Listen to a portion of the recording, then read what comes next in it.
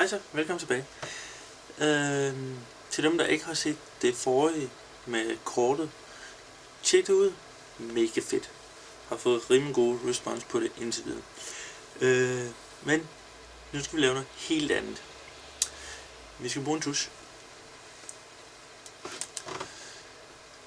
Jeg er nødt til at gøre det sådan lidt underligt, fordi jeg optager selv.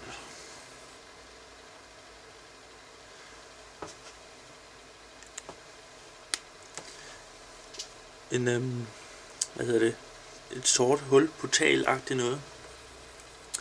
Vi skal også bruge en lighter. Og et godt øje her. Jeg varmer op her.